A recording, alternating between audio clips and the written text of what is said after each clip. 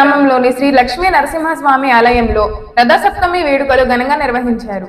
ఏలూరు జిల్లా ఆగిరిపల్లి మండలం కొత్త ఎదుర గ్రామంలోని శ్రీ లక్ష్మీ నరసింహస్వామి ఆలయం నందు గత 13 సంవత్సరాల నుండి రథసప్తమి మహోత్సవములు అంగరంగ వైభవంగా నిర్వహిస్తున్నారు.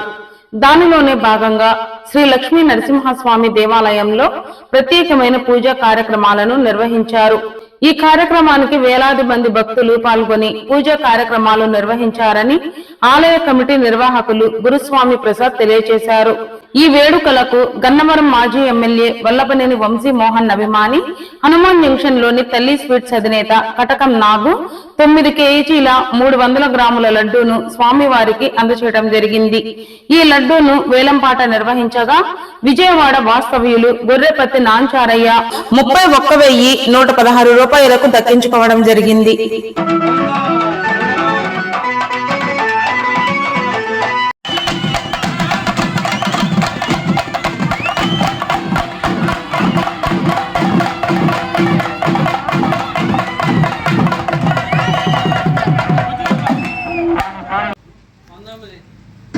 కిషోరు 19,000 కిషోరు 20 రంగారావు గారు 21 అంకుల్ గారు ఆంజనేయ వరప్రసాద్ గారు విజయవాడ వాసువులు 23 కిషోరు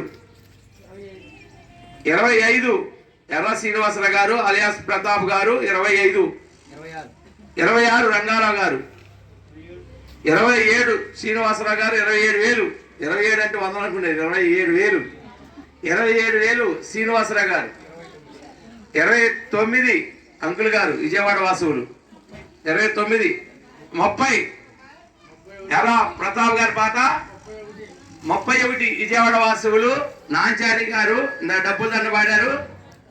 ఆయన 31,000కి